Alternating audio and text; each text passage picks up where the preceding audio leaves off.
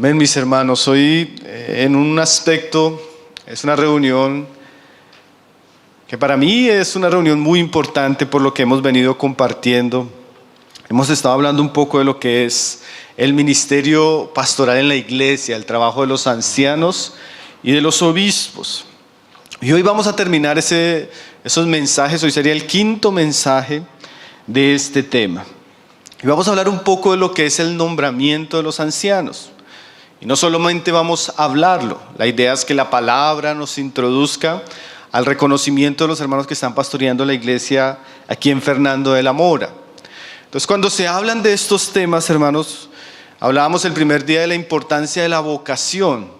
Y cuando hablábamos de esto, usábamos un versículo bien fuerte que se encuentra en Jeremías 23, 32, donde el Señor, denunciando a los falsos maestros y a los falsos profetas, Él les decía: yo no los envié ni les mandé.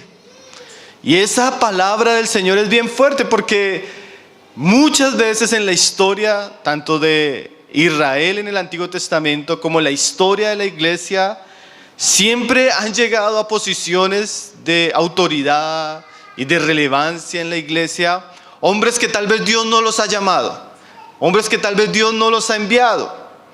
Y como dice el pasaje, pues estos hombres no pueden ser provechosos para el pueblo de Dios, no dan fruto. Entonces, ¿cómo saber? Comenzábamos preguntándonos ese día, ¿cuándo Dios llama al ministerio a un hombre? ¿Cómo saber cuándo Dios vocaciona a una persona para ese trabajo? ¿Cómo la iglesia lo puede identificar? ¿Quién confirma ese llamamiento? Esas son preguntas importantes. Esas son preguntas serias que toda iglesia, que todo cristiano, que todo hombre que entra al ministerio debería responder delante de Dios y delante de la palabra. Ese día recordábamos unas palabras de Charles Spurgeon que quiero volver a citar.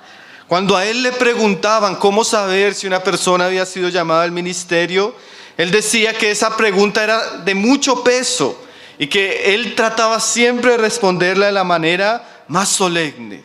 Y decía él, cito textualmente: pido dirección divina al hacerlo, porque cientos de hombres han errado en el camino y muchos han tropezado con un púlpito.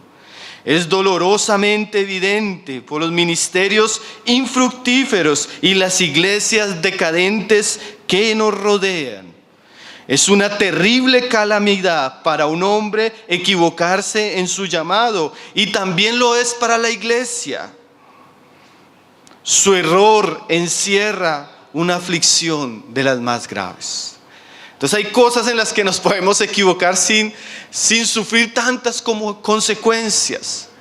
Pero ¿quiénes nos están pastoreando? Si Dios me está llamando al pastorado, ¿quiénes tienen la responsabilidad de cuidar y de enseñar en la iglesia? Equivocarnos en eso sería algo desastroso. Por eso la palabra nos va a mostrar, como lo vamos a ver el día de hoy, que aquellos que Dios llama, que aquellos que Dios vocaciona, que aquellos que Dios califica, tanto en sus dones espirituales como en su madurez, estos tienen que ser constituidos públicamente para confirmar el llamado y la obra de Dios en ellos. Entonces vamos a hablar un poco del nombramiento. ¿Qué significa el nombramiento? ¿Cuál era la práctica bíblica? ¿Por qué? Y la manera que esto se hacía. Entonces comenzamos ahí en Hechos 14, verso 23, donde se nos dice que ellos constituyeron ancianos en cada iglesia. Alexander Strauss dice que todos los pastores aptos, examinados, deben en algún momento ser establecidos públicamente. Hay mucha confusión, hermano, en cuanto a veces a ciertas, como decía nuestro hermano Benito con la cena, a ciertos signos externos. ¿Sí? En realidad la cena apunta a una realidad espiritual, pero de la cual hacemos memoria cada 8 días. De la misma manera, el reconocimiento y el establecimiento de los ancianos es un acto externo, pero que apunta a unas realidades de las cuales ya hemos estado hablando en estos días. Ahora, nosotros podemos decir, hermanos, que el Nuevo Testamento, aunque habla claramente de esto, no nos da detalles. ¿Sí? No nos da detalles de cómo hacerlo o cómo lo hacían los apóstoles, y creemos que eso, como la cena del Señor, los bautismos y algunos asuntos prácticos de nuestras reuniones, Dios lo deja a la sabiduría, a la madurez y a la espiritualidad de la iglesia. Entonces vamos a hablar un poco de nombramiento. Ahora, esto que vemos aquí en Hechos, hermanos, no comienza en Hechos. Era una práctica que Dios había desarrollado desde el Antiguo Testamento. Nunca, después de Moisés, donde se introduce la ley, nunca hubo personas responsables en cuanto a las cosas espirituales o en cuanto al gobierno de Dios en su pueblo que no fueran ratificadas públicamente. Los sacerdotes, para poder servir en la casa de Dios, había una ceremonia de consagración donde era evidente para todo el mundo que ellos habían sido apartados para servir en la casa de Dios. Los reyes de Israel, muchos de ellos, o sea, todos los puestos por Dios, eran primeramente confirmados y designados públicamente para ejercer una autoridad en medio de su pueblo. Eso es muy claro en el Antiguo Testamento. Si usted comienza a leer las Escrituras, usted va a ver recurrentemente esa práctica. Cuando en el Nuevo Testamento Jesús comienza su ministerio, Él tenía muchos discípulos. Pero un día, en medio de las multitudes, Él comienza a llamar: Pedro, Juan, Jacobo, Andrés. Y comienzan a pasar cada uno de ellos. Y delante de la multitud los designa ya no más como sus discípulos. Delante de la multitud los designa como apóstoles. Y les encomienda un trabajo. Y les da unas recomendaciones. Y dice la palabra que los bendice. Esto fue un acto importantísimo, ¿no, hermanos? Porque ahí Jesús establecía quiénes iban a ser en ese momento los que iban a continuar su obra. De allí en adelante el Señor ya no le llama más sus discípulos, sino sus apóstoles.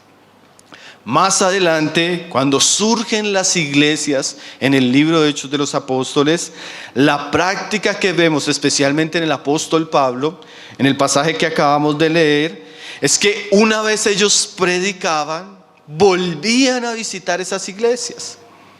Y esas iglesias ya llevaban un tiempo caminando, a veces no mucho, porque especialmente el caso de Hechos 14, 23, es el primer viaje misionero de Pablo. Pablo visita la región de Galacia, visita Antioquía, Iconio, Listra, Derbe, y allí predica el evangelio. Tiene que salir muy rápido por la persecución, pero una vez regresa, él confirma el ánimo de los creyentes. Y en ese momento sucede lo que estamos leyendo nosotros. Dice: y constituyeron, no solo él, sino él y Bernabé, ancianos en cada ciudad. O sea que cada iglesia tenía un grupo, una pluralidad de hombres que la Biblia llama ancianos, que tenían que ahora delante de Dios y como encomendados por los apóstoles, hacer un ejercicio de cuidado pastoral en medio de la iglesia. Entonces aquí vemos la práctica de las iglesias del Nuevo Testamento. Ahora no solo vemos la práctica, más adelante tenemos dos cartas. Bueno, aún la segunda carta de Pedro también tiene ese corte, donde Pablo instruye a Timoteo, instruye a Tito cómo deberían ellos seguir estableciendo los ancianos en las iglesias que venían surgiendo, especialmente en Éfeso, que era una iglesia que estaba creciendo bastante, tenía muchos desafíos, y las iglesias de la isla de Creta. Entonces la práctica evidentemente se encuentra en el Nuevo Testamento. Miren lo que dice ahí. Dice: constituyeron. Esa palabra en el griego significa designaron o nombraron. Cheirotoneo es la palabra griega. Significa que apartaron a unos hermanos dentro de la iglesia. Seguramente por lo que Pablo más adelante enseña, eran hermanos que tenían cierta madurez. Ahora, no eran hermanos en un sentido perfectos, porque piense que esta iglesia, especialmente estas iglesias de Galacia, eran iglesias nuevas.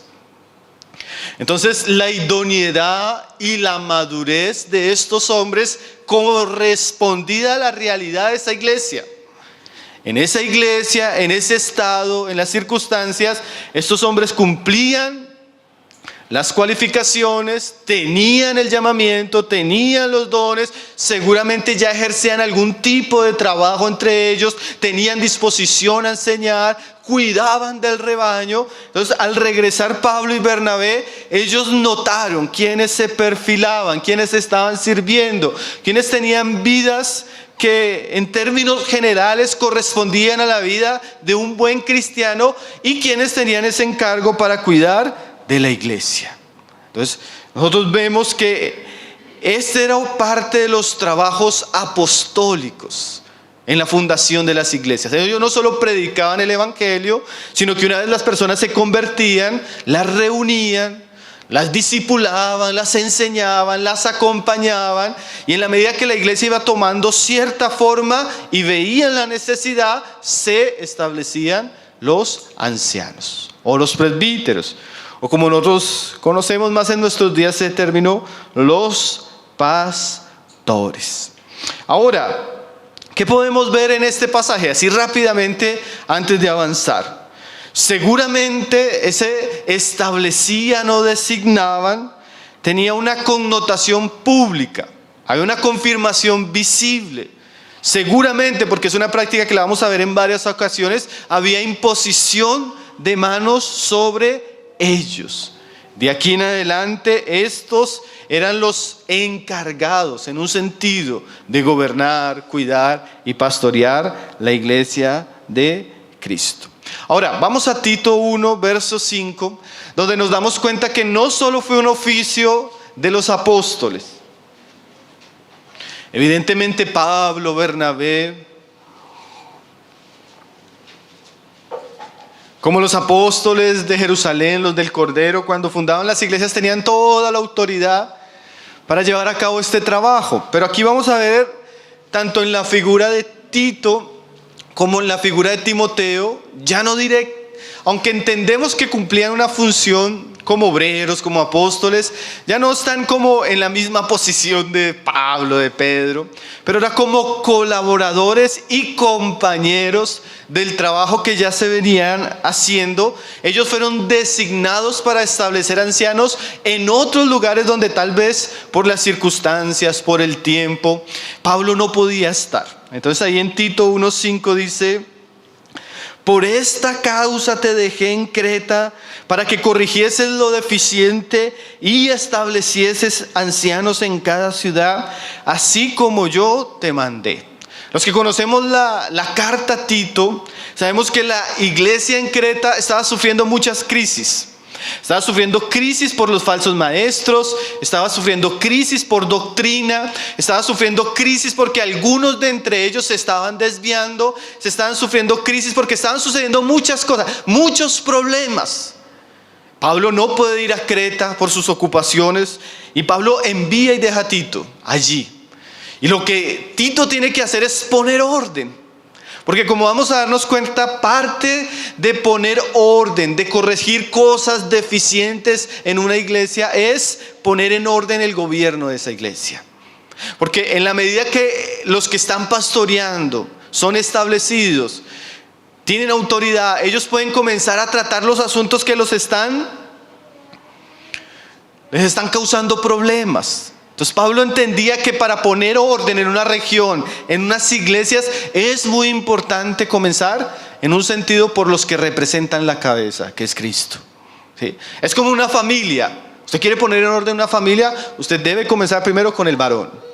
En la medida que el varón entra en orden, comienza a representar a Cristo, su autoridad, a amar a su esposa, a enseñar a sus hijos, Dios comienza a hablar en su esposa y eso va a tener un efecto muy precioso en los hijos. Una familia estable, fiel, una familia que camina con Dios. De la misma manera eso sucede en las iglesias. El establecimiento de las autoridades en las iglesias públicamente traía cierto orden a las iglesias, traía cierto equilibrio, ¿sí? Blindaba a la iglesia de una protección que recaía sobre los hombros de unos hombres. Entonces era importante para Tito hacer este trabajo en Creta. Y esa palabra, aquí se usa otra palabra, dice ahí: y establecieses ancianos en cada ciudad como yo te mandé. La palabra establecer, otra palabra griega, katistemi, que significa nombrar, especialmente a un oficio o a una tarea específica. O sea, Tito tenía la responsabilidad de nombrar personas para una tarea específica. ¿Y cuál es la tarea específica? Pastorear la iglesia del Señor, con un reconocimiento público. Reconocimiento que iba a guardar a la iglesia, seguramente a los ancianos y a aquellos que estaban trabajando allí. Ahora, otro pasaje ahí en 1 Timoteo 3, verso 14, que es los versos siguientes, cuando Pablo le habla a Timoteo, de lo que debía hacer con los ancianos que estaban causando problemas, ¿sí? Ahí viene hablando de los ancianos que trabajan, sean dignos de doble honor. Contra un anciano no admitas acusación, sino por boca de 2 o 3 testigos. No hagas nada, no hagas nada con parcialidad, ¿sí? Ahí viene hablando en ese contexto. Y mire cómo le dice Pablo a Timoteo, 3 verso 14. Esto te escribo, hablando de los ancianos, de los problemas de los ancianos, de cómo tratarlos, aunque tengo la esperanza de ir pronto a verte. Pablo tenía la intención de visitar a Timoteo en la ciudad de Éfeso y acompañarlo en esto. Pero era posible que de pronto Pablo no alcanzara a llegar. Entonces le escribe esto, ¿para qué? Mire lo que dice ahí en el verso 15. Para que si tardo, sepas cómo conducirte en la casa de Dios, que es la iglesia del Dios viviente, columna y baluarte de la verdad. Entonces Pablo enseña tanto a Timoteo como a Tito cómo conducirse en la iglesia, cómo tratar los problemas de la iglesia, cómo poner orden en la iglesia. Entonces, evidentemente, mis queridos hermanos, que la práctica de los apóstoles de nombrar ancianos, la instrucción de ellos a hacerlo a algunos de sus colaboradores, que nos queda registrada en la palabra de Dios, también nos ha dado, y lo ha dado en toda la historia de la iglesia, suficientes bases para nosotros entender que es el camino para conducirnos en medio de la casa de Dios. Amén. Entonces es muy clara la práctica. Ahora vamos a ver un poco las razones. ¿Por qué Dios, desde el Antiguo Testamento, Él establecía de manera pública a aquellos que entraban al ministerio? Vamos a ver un pasaje ahí en Números 27. Ese pasaje es un pasaje del Antiguo Testamento.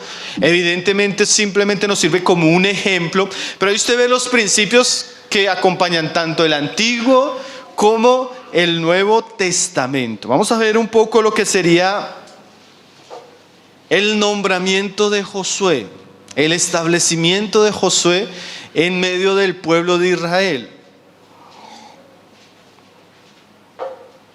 Y así como en la isla de Creta, hermanos, Pablo deja a Tito porque venían y ya estaban sufriendo muchos desafíos para que él pueda encargar a algunos el trabajo de pastorear la iglesia. Aquí en este pasaje de Números 27 se nos narra el último mes de la vida de Moisés. Ese último mes es bien descrito en lo que sería el libro de Deuteronomio. El libro de Deuteronomio es el último discurso de Moisés, los últimos discursos de Moisés, que es cuando Dios le dice a Moisés: Moisés, no vas a entrar a la tierra. ¿Sí? ¿Por qué? Porque ustedes ya saben por qué, ¿no? Entonces habían pasado una cantidad de circunstancias que habían hecho que gran parte, la mayoría del pueblo de Israel quedara postrado en el desierto. Pero ahora se levanta una nueva generación, pero Moisés tenía delante de Dios la culpa de haber actuado iracundamente y no representar bien a Dios delante del pueblo. Eso le costó a Moisés, que Moisés no va a entrar a la tierra prometida. Entonces tenemos una generación nueva, toda una gran cantidad de naciones por conquistar, enemigos grandes, poderosos. Y Dios le dice a Moisés: Moisés, tú no vas. Entonces la preocupación de Moisés ahora es: ¿quién va a llevar entonces al pueblo? ¿Sí? Y generalmente el nombramiento de un liderazgo en muchos casos representa una nueva fase. Representa un nuevo tiempo tanto para las personas que son establecidas como para el pueblo que pastorean. A veces han venido sucediendo situaciones, problemas, circunstancias, desafíos. Y Dios va a introducir al pueblo bajo un nuevo tiempo y bajo un nuevo liderazgo. Ese es el contexto de este pasaje. Miren lo que dice el pasaje. Entonces respondió Moisés a Jehová, después de que Dios le dijo que él no iba a entrar a poseer la tierra, que la mirara, que la contemplara, mas él no iba a entrar. Ahora el verso 16, responde Moisés a Jehová y dice: ponga Jehová, Dios de los espíritus de toda carne, un varón sobre la congregación. Hermanos, Moisés, ¿saben por qué fue descalificado? Moisés fue descalificado porque le tocó pastorear un pueblo muy difícil. Tan difícil que llegó un momento que se airó con ellos y reaccionó. Ustedes conocen la historia, ¿no, hermano? Entonces, teniendo un hombre, hermano, que cuando ese hombre decía algo de parte de Dios, sucedía una plaga en Egipto. Y hablaba otra cosa y otra plaga. Un hombre que ponía su vara y el mar se abría. Un hombre que oraba y caía comida del cielo. Y aún así no lo respetaron. Aún así no lo obedecieron. Aún así no creyeron en sus palabras. Imagínense la preocupación de Moisés pensar que ahora él iba a partir. ¿Qué iba a hacer de este pueblo? Este pueblo que por inclinación era necio, era rebelde, era incrédulo, era murmurador. Entonces Moisés lo primero que piensa. Y hermanos, uno escucha hablar aquí a Moisés, pero después Jesús habló de la misma manera. Cuando él vio las multitudes, él dice la palabra que él sintió compasión porque eran ovejas que no tenían pastor. Hermanos, y de verdad que es una gran problemática cuando el pueblo de Dios no tiene hombres puestos por Dios para pastorear, para enseñar, para cuidar, para guiar, para corregir. Cuando no hay una autoridad verdaderamente espiritual que represente a Cristo, o la hay, pero esa autoridad no es fiel a Cristo, no es fiel a su llamado, no es fiel al carácter de Cristo, mucho es el daño que se hace en medio del pueblo. Muchas son las crisis que se enfrentan, mucho es el desorden. Por ejemplo, la situación que había en Creta. ¿Sí? En Creta, hermanos, se lee la carta de Tito, había muchos problemas. Los cretenses eran muy problemáticos, ¿no? Glotones, dice Pablo, malos hombres, mentirosos, borrachos algunos. Imagínense una iglesia con una serie de problemáticas así. Entonces Moisés ora: Señor, si yo no voy a pasar, pon hombres o pon a alguien, Señor, para que pueda guiar y conducir a tu pueblo. Dice: que salga delante de ellos. ¿Recuerdan el liderazgo espiritual? Lo hablábamos en estos días. Y que entre delante de ellos, o sea, que cuide al pueblo, que vele por el pueblo, que guarde al pueblo, y que los saque y que los introduzca, para que la congregación de Jehová no sea como ovejas sin pastor. Hermanos, yo sé que a veces eso suena espiritual, pero no es bíblico. Y sé que también hay distorsiones, pero esto suena espiritual, pero no es bíblico. Hermanos, llega a una ciudad, bueno, hermanos, qué bonita iglesia. ¿Cuáles son los ancianos acá? Aquí el pastor es el Señor. ¿Sí? Y eso suena bonito, hermanos, pero no es bíblico. Las iglesias del Nuevo Testamento reconocían cuáles eran sus ancianos. Se sometían a ellos. Ellos ejercían liderazgo, autoridad y pastoreo en medio de ellas. ¿Sí? Imagínense en los días de David, aunque es diferente evidentemente. ¿Quién es el rey? El Señor es nuestro rey. Y David lo decía, el Señor es nuestro rey. Pero David tenía la responsabilidad de representar a Dios como rey de Israel.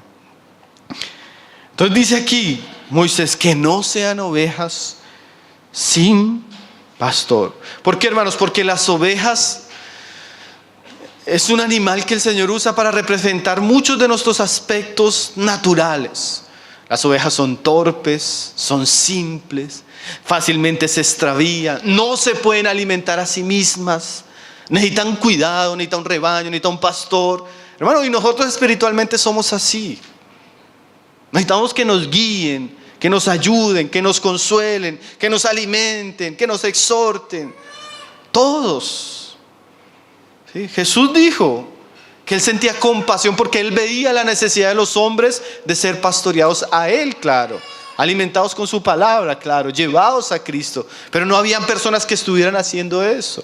Los líderes de ese momento habían caído en un legalismo religioso muerto, tradición.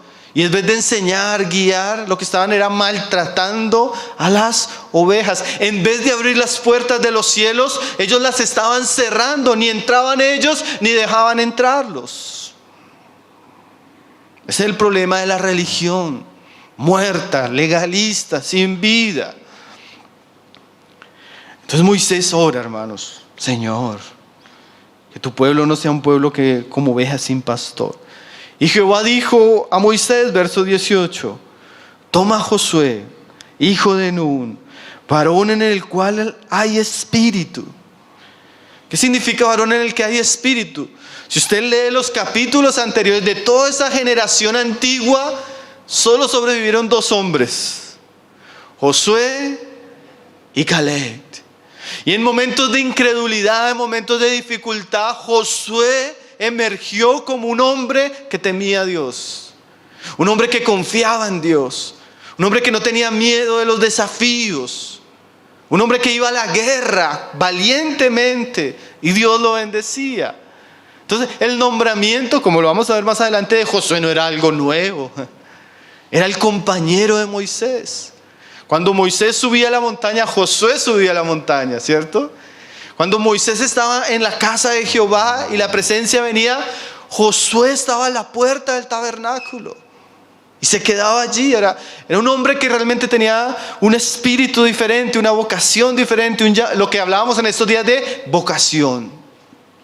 Y no solo vocación, los años habían probado el carácter de Josué, la fe de Josué. Imagínense, 40 años. Tiempo de prueba, ¿no? Tiempo de muchas crisis en medio del pueblo. Pero en medio de esas crisis emergió Josué. Y dice: varón en el cual hay espíritu. Y ahí viene lo que vamos a ver y la figura del Antiguo Testamento en cuanto a nombramiento. Dice: y pondrás tu mano sobre él. Ahora, esto no era algo privado. No era algo que iba a ser, que Moisés iba a llamar a Josué: José, tengo algo que decirte, el Señor te ha escogido, y iba a poner, no. Era una ceremonia, y perdóneme que use la palabra ceremonia, no sé cómo, era un acto público.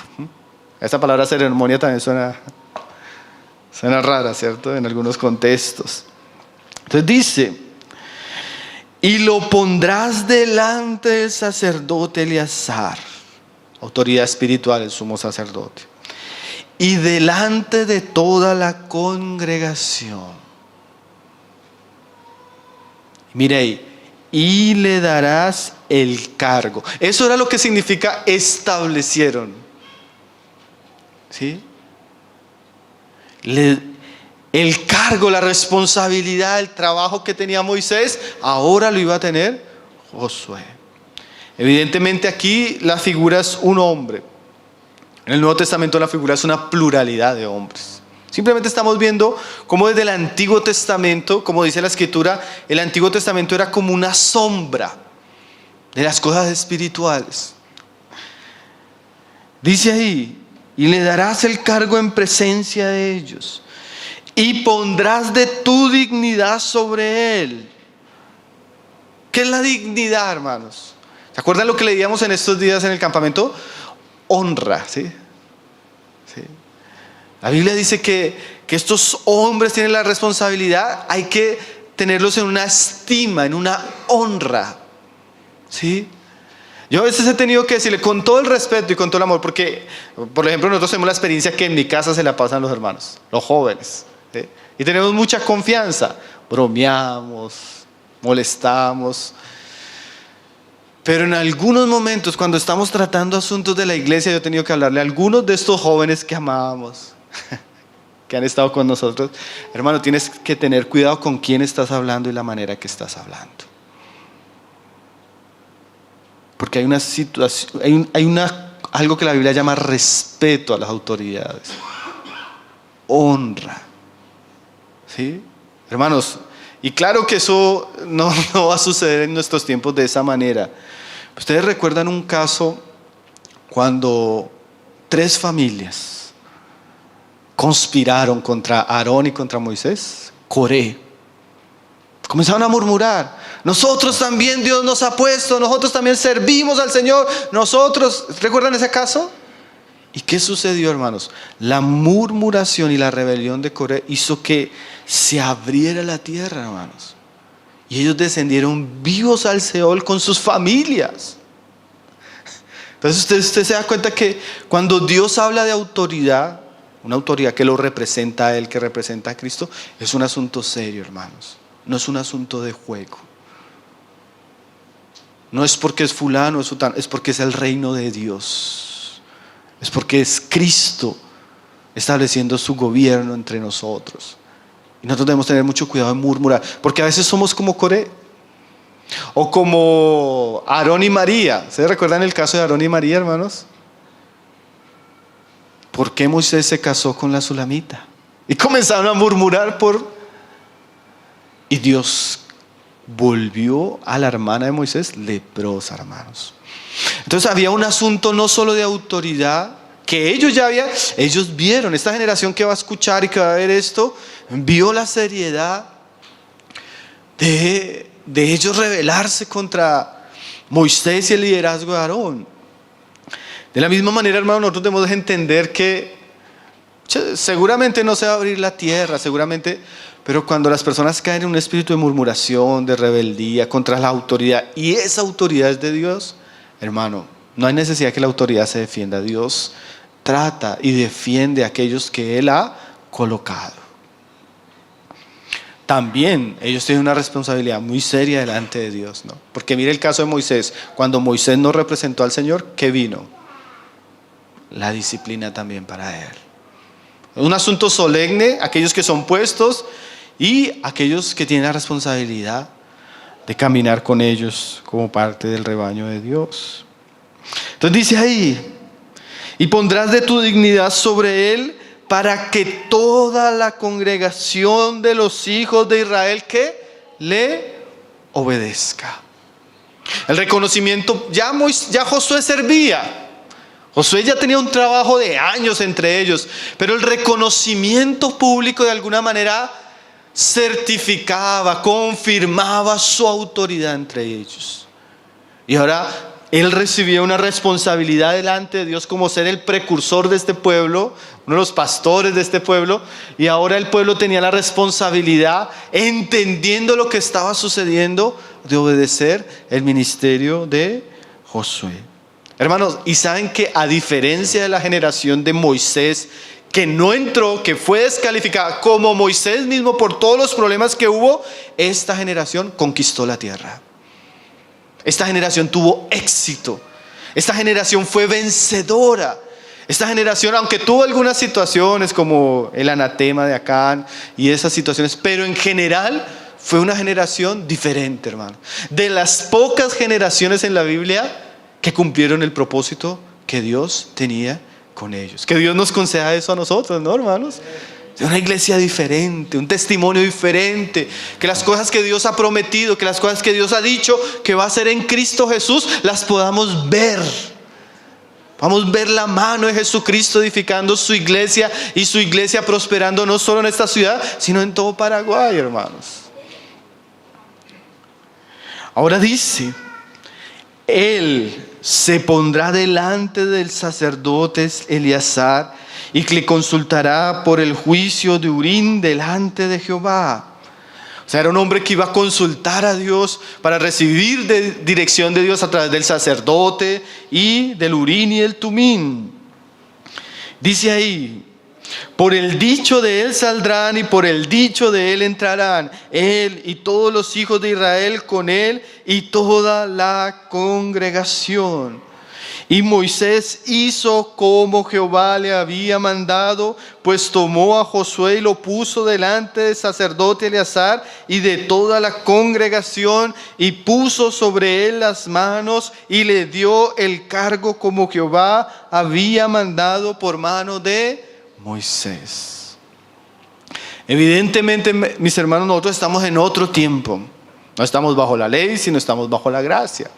Pero el principio de autoridad, hermano, comienza desde Génesis y termina en Apocalipsis. Y esto que estamos leyendo es como una sombra que en un sentido va a tener un cumplimiento pleno en el Nuevo Testamento y en Cristo. Y podríamos decir que tanto Moisés como Josué no nos representan a nosotros. Josué y Moisés, según Hebreos, es una figura de Cristo. Cristo realmente es la cabeza absoluta de la iglesia.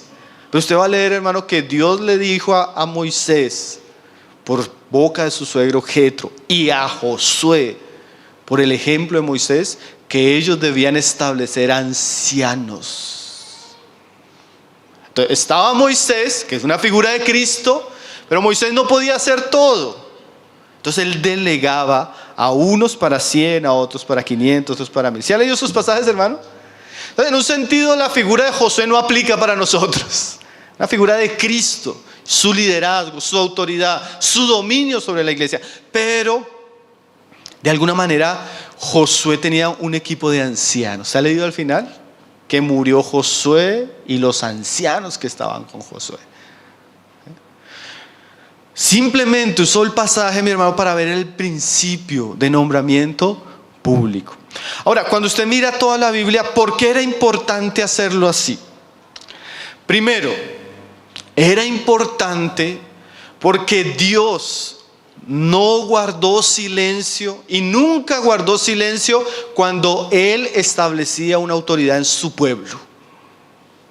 Dios siempre hablaba.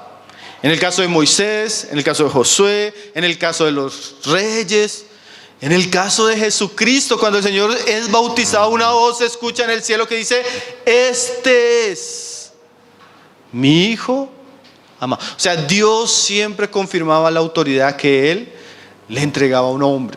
¿Recuerdan ustedes, por ejemplo, cuando llega Samuel a hacer el nombramiento del rey de Israel en casa de Isaí? Y pasa el primer hermano de David, así bien guapo, bien alto. Y el Samuel dice: este es, pinta de rey, así, alto, guapo, fuerte. Y el Señor le dice: ese no es el que yo he escogido. Entonces, cuando Dios escogía, públicamente lo presentaba a su pueblo. En cambio, hermanos, ¿qué dice el Señor del diablo? Que el ladrón no entra por la puerta de las ovejas, sino por las ventanas. Cuando Dios pone, Él establece y Él confirma públicamente. Cuando no es de Dios, entra de manera sutil, astuta. Y el Señor dice: ni te envié, ni te llamé. ¿Recuerda los falsos profetas? No os conozco, más adelante el Señor. O sea, hay muchas personas haciendo cosas que Dios no les mandó hacer. Confirmación. Primero, hermanos, ¿por qué se hacía? Porque Dios necesitaba confirmar públicamente a su pueblo quién había llamado. Segundo, era un medio de gracia para que la congregación, en este caso Israel en el Antiguo Testamento, pero en el Nuevo Testamento las iglesias tuvieran conciencia y entendimiento quiénes eran sus ancianos. Y eso definitivamente se vuelve un medio de gracia para la iglesia. ¿Sí? La iglesia sabe quiénes tienen la autoridad, quiénes tienen la responsabilidad, quiénes han de levantarse, quiénes han de enseñar, quiénes han de tratar. Eso trae seguridad a los santos. y libra a la iglesia de muchos problemas. Trae primero orden, porque cuando no hay autoridad, ¿qué hay? Anarquía. O esa anarquía disfrazada de otra palabra que a nosotros nos gusta mucho, pero que en la iglesia no cabe: democracia. ¿Usted ha visto que esas iglesias, qué vamos a hacer? ¿Qué piensan? Votemos todos. Entonces todos votan, entonces a mí me parece, a mí no me... y se vuelve todo pareceres. ¿Sí? Y aunque en un sentido sano hay que involucrar a la iglesia, hay una autoridad claramente marcada, hermanos. Entonces, para traer orden, como le tocaba a Tito en Creta, Dios establecía el gobierno y la iglesia sabía. Imagínense si hubiera muerto Moisés y hubiera aparecido por allá un fulano: no, el Señor me mostró, vamos por acá. Y otro: no, eso es por allá, es por acá, vamos por allá. Y otro: no, es por acá. ¿Qué hubiera sido eso? Confusión. ¿Sí? Entonces, a veces usted ve que en las iglesias hay eso: una fuerza por acá, otra fuerza por allá, otra fuerza por allá. Y la iglesia no marcha en orden, en un orden espiritual, evidentemente. ¿Qué más libra la iglesia, hermano? De las guerras de poder. Si hay algo que sufren las iglesias, no lo digo por acá, pero en muchos lugares es por esa guerra de poder, hermanos. Usted mira la historia, por ejemplo, de los reyes, y eso sucede en las iglesias. David estaba... y se levanta un hijo suyo. Ustedes conocen la historia, ¿no? Absalón. ¿Y saben qué hace Absalón, hermano? Comienza a contratar gente para que le siga, para que lo proclame como rey. Pero él no era el rey. Pero él aborrecía a su padre y quería estar en el lugar de su padre. Guerras de poder, hermano. Y eso existió en el Antiguo Testamento, hermano, pero en el Nuevo Testamento también. Entonces a veces los hermanos van a enseñar y van a pastorear y no falta que se levante Absalón. ¿Sí? ¿Quién te puso? Yo debería estar ahí. ¿Sí? Esas, o como Adonías, el primer hijo de David, el mayor. ¿Sí? Pasa lo de Absalón, David ya estará para morir y Adonías se sentía el rey. ¿Cierto? Porque a veces nosotros tenemos ese síndrome de querernos poner. Y David bien viejito, entonces Adonías, ¿sabe qué hace, hermano? Va y llama a un profeta, va y llama a un sacerdote, convoca a sus hermanos, manda a sacrificar animales y él se proclama rey. Pero no era el que Dios había escogido. ¿A quién había escogido Dios? A Salomón. Entonces, mientras está sucediendo eso, la mamá de Salomón se da cuenta. Todos conocen la historia, ¿no, hermanos? Hablan con David y David entiende que para que sus hijos no se maten entre sí, ellos deben saber quién es Dios ha establecido. ¿Sí? Claro que en la iglesia ese tipo de cosas no llegan a suceder. Bueno, físicamente.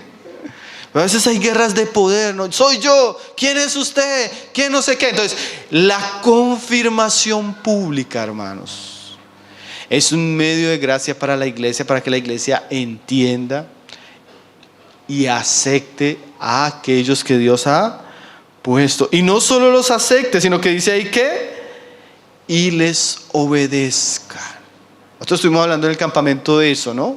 Que la iglesia tiene que no solo ver y reconocer, sino obedecer tanto la enseñanza, la instrucción y el aconsejamiento de sus líderes espirituales. Y tercero, entonces, Dios establece su autoridad, la iglesia entiende que Dios pone su autoridad y reconoce esa autoridad, se somete a esa autoridad debería traer orden, equilibrio. Pero por último, el nombramiento de manera pública, hermanos, es muy importante para la persona que entra a esta responsabilidad. ¿Por qué? Si ustedes se van a dar cuenta, ahí más adelante en el libro de Josué y más adelante, por ejemplo, en la carta de Pablo a Timoteo, y en muchos casos los profetas, como otros hombres de Dios, hasta el mismo Moisés, tuvieron miedo, tuvieron temor de estar en una posición tan visible, tuvieron temor de una responsabilidad tan grande. Imagínese, usted piense, si usted estuviera en los días de Moisés, usted comienza a pensar, le dice Moisés a Josué: mañana vas a ver el nombramiento tuyo. No te preocupes por todos los que han muerto, no te preocupes por las plagas, no te preocupes por la rebeldía, no te preocupes por los enemigos, no te preocupes por todo lo que ha pasado. Y yo me imagino a Josué preocupándose. No, ahora me toca pastorear a este pueblo. Mire cómo terminó Moisés, viejito, descalificado. Yo imagino el temor que debió haber sentido Josué, ¿no, hermanos? Ya no va a estar su consejero mayor, ya no va a estar aquel hermano fiel, firme, fuerte, que era Moisés. Llega una nueva jornada, un pueblo casi de 10 millones de personas, hermano. Imagínese esa responsabilidad. A veces uno con 100 personas y ya hasta que se pensiona, se jubila. Es una responsabilidad grande. Entonces, la confirmación pública tenía el sentido de traerle seguridad a aquel que era puesto, de que Dios mismo era el que lo estaba estableciendo. Y eso es muy importante, ¿no? Mira lo que le dice el Señor a Josué. Seguramente se lo dijo porque uno lo lee en Deuteronomio y en Números, con palabras de Moisés, pero Josué lo tomó como del Señor. Y la confirmación pública trae seguridad a la persona, en un sentido que Dios la está confirmando para este tipo de trabajo. Entonces, Josué 1:5. Hay muchos pasajes, yo sé que los hermanos lo conocen, bien largo. La confirmación era una manera de Dios decirle a Josué que él iba a estar con él. No solo lo tenía que saber la congregación, no solo lo tenía que saber Dios en un sentido, sino la misma persona le iba a traer, al confirmar Dios le traía seguridad del llamamiento. Y le dice en Josué 1:5, nadie te podrá hacer frente en todos los días de tu vida. Como estuve con Moisés, estaré contigo. No te dejaré, ni te desampararé. Era una manera como Dios estaba confirmando, animando y fortaleciendo a Josué. Hermanos, y aquellos que servimos al Señor, en algún momento nos preguntamos, ¿será que sí, Señor? ¿Será que yo soy llamado a esto, Señor? ¿Será que? Y comienza ese testimonio interno y todo el trabajo y todo, pero de alguna manera el nombramiento público, hermanos, le da confianza a aquellos que entran en el ministerio de tener el reconocimiento tanto de la iglesia como de las autoridades espirituales que llevan a cabo el proceso, como de Dios. Y ahí uno puede recibir esa palabra de no te dejaré, no te abandonaré, contigo estaré. ¿Sí? Hombres como Moisés eran muy fuertes, quién sabe cómo era Josué. Hombres como Pablo eran muy fuertes. Timoteo, por ejemplo, no tanto. Timoteo era enfermizo, joven, tímido. Entonces usted pone una persona en semejante responsabilidad, joven, imagínese. Porque usted a veces va a tener que lidiar con hermanos mayores, que nomás el hecho de que usted sea menor ya lo miran diferente. ¿Sí? Yo recuerdo una vez me invitaron, no conocía un lugar en Brasil y los hermanos hicieron el puente para llegar a visitar una iglesia. Y un calor tremendo, hermanos. Con ese calor me voy yo en pantaloneta, en camiseta, en el aeropuerto. Llego al aeropuerto y salgo con mi maleta, así parecía turista, también fue que no fui sabio. Cuando estaban ahí los hermanos, hermano Pablo y yo, sí, y el hermano Pablo me miró así de arriba abajo. Yo creo que el hermano se arrepintió de invitarme a predicar en esa ciudad. Joven, con pinta de turista, así. Entonces, son tantos los desafíos que necesitamos tener seguridad en nuestro corazón que es Dios el que nos está colocando. Que Dios públicamente nos está llamando delante de su pueblo a continuar con el trabajo que Él nos ha dado. Y el nombramiento público, hermanos, para la persona lo libra de lo que veíamos hablando ahorita, de un autonombramiento.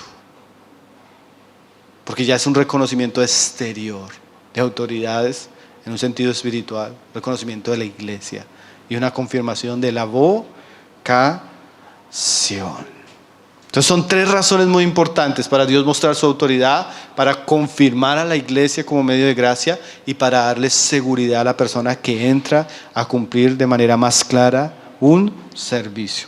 Terminamos, mis hermanos, leyendo 1 Timoteo, unos pasajes, algo que la palabra nos habla claramente de cómo deberíamos hacerlo. Aunque no hay un cómo de manera detallada, esto, sí hay un cómo espiritual, que es el que nos debe gobernar para hacerlo con la sabiduría de Dios. Primero, el cómo, yo creo que Pablo lo aprendió también con las experiencias. Uno se da cuenta que en la medida que las iglesias avanzan, la obra avanza, los hermanos crecen en su servicio, las mismas experiencias le dan sabiduría para hacerlo. No en el sentido de hacerlo de qué manera, sino con qué principio. Y aquí Pablo le dice a Timoteo, hablando lo mismo en ese contexto de los ancianos, lo siguiente, ahí en el verso 22. 1 Timoteo 5, verso 22. Aquí encontramos un cómo importante. Dice, no impongas con ligereza las manos a ninguno. Y ahí en el contexto está hablando de ancianos. Verso 19, verso 20. Como hay ancianos que pueden llegar a pecar, pueden persistir en eso, y eso trae problemas para la iglesia, la recomendación de Pablo a Timoteo. Entonces, cuando vayas a imponer tus manos, no lo hagas con ligereza. ¿Qué quiere decir ligereza? El nombramiento de los ancianos en una iglesia local, hermano, no debe ser algo apresurado. No es algo de un día, ni de una semana. No debe ser algo que se haga sin oración. No es algo que se haga por hacerse, porque a veces uno entra a ciudades que, hermano, aquí no hay ancianos, hagamos nombramiento de ancianos. No funciona así, hermanos. Se debe entender que debe haber un trabajo previo. ¿Qué es ese trabajo previo? Se debe fundamentar a estas personas en la doctrina, en la palabra. Se les debería instruir qué es el pastorado, cuáles son sus deberes, cuál es el ejercicio de la predicación, el ejercicio de la consejería, el ejercicio de la disciplina eclesiástica, la comunión como ancianos. Se les debería instruir en la Biblia, que van a enseñar la palabra. Se les debería instruir la importancia de su vida espiritual, su vida devocional, su vida familiar. Antes de ser pastores son ovejas. Se les debería aconsejar en áreas que necesiten ser aconsejados. O sea, no se le puede imponer las manos a cualquiera porque sí, hermanos. Debe ser un proceso cuidadoso, delicado, delante de Dios. Porque uno puede estar generándole un gran problema a la persona y a la iglesia, a las personas y a la iglesia. Puede estar uno entrando en pecados ajenos, como dice el pasaje. Entonces, lo primero, aunque no vemos el paso 1, paso 2, paso 3, paso 4, lo primero que vemos acá es que debe ser cuidadoso, con tiempo. Yo hablaba con los hermanos hace un tiempo que nosotros entendíamos, y hablaba con Yair y especialmente los que han estado en la escuela, como el propósito de nosotros con la escuela, que es como una especie de escuela a la hora, la escuela de tesoros, tenía el propósito de eso. Acercar hermanos que tuvieran perfil, todas las materias que planeamos, todas las preguntas, las consejerías, todo era el propósito de ir perfilando personas que pudieran entrar a servir en medio de las iglesias locales. Y creo que en un sentido estamos recogiendo los primeros frutos entre los hermanos. Y eso es precioso, ¿no, hermanos? Un trabajo que lleva tiempo, que lleva comunión, un trabajo en un sentido que es importante, hermanos. Hablábamos con unos hermanos ahí en la localidad y decíamos, difícilmente yo pondría las manos sobre una persona que por lo menos no le he enseñado todo lo que son los fundamentos y la doctrina cristiana. Yo no me atrevería, ¿no? Porque ¿qué va a enseñar después? Difícilmente no lo pondría si él no sabe ni siquiera lidiar cuando viene un problema, cómo se debe tratar los problemas en la iglesia.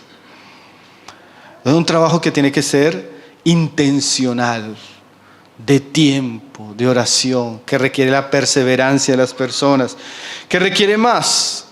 No solo, claro, en un sentido una escuela da una parte doctrinal, bíblica importante, pero también hay que poder conocer el carácter.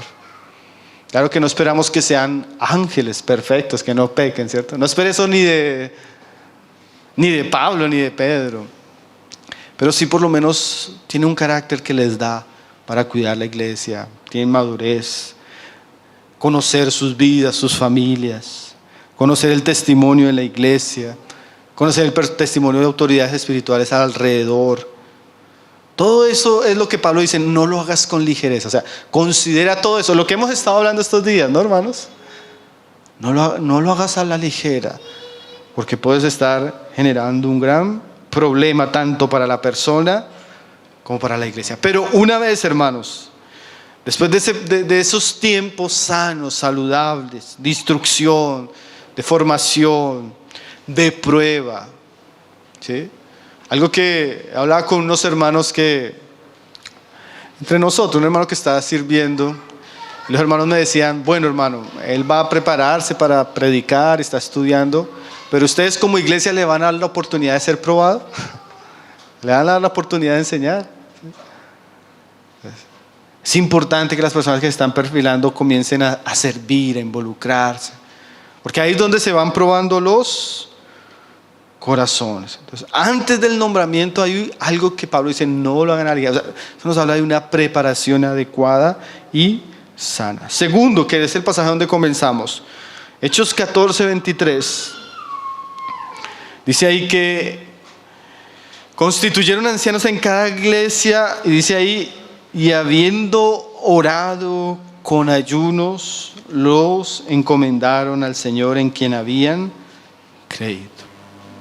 El nombramiento tampoco es algo tan simple, en el sentido, hermanos, de que debe hacerse en una atmósfera de oración, ayuno. O sea, eso nos habla de que el asunto era un asunto espiritual. Y la iglesia en comunión, hermanos, y aún lo importante que pueda estar reunida toda la iglesia, los hermanos que están aquí cerca, que hay un ambiente de adoración donde Cristo es el centro, donde la palabra está siendo predicada, eso nos da un ambiente, si podemos decirlo, solemne, para reconocer las autoridades que Dios ha establecido. Y como lo leíamos desde el Antiguo Testamento, generalmente, como en Hechos 6 y en otros pasajes donde Pablo le habla a Timoteo, había una imposición de manos pública que de alguna manera apuntaba a reconocer el llamamiento de Dios y el pastoreo de aquellos que han de servir en la iglesia. Entonces dice alguien, cuando se ponen las manos sobre los nuevos ancianos para el ministerio, se les encomiendan a cumplir un rol particular de servicio en medio de la iglesia. Esta imposición de manos expresa significativamente el deseo de bendición, la aprobación pública y el compañerismo que ahora tenemos en el ministerio. Entonces, mis hermanos, como parte de la normalidad que Dios puede ir llevando a una iglesia, es poner en orden y hacer el reconocimiento de las autoridades que Dios ha establecido en medio de su pueblo. Entonces, habiéndolo entendido por la palabra, mis hermanos, vamos a disponernos. Voy a invitar a nuestro hermano Gerson, que va a hablar un poco también de esto delante de los hermanos, y después vamos a estar invitando a nuestro hermano Tomás y a Mariano para hacer el reconocimiento público de los ancianos de la iglesia en Fernando del Amor.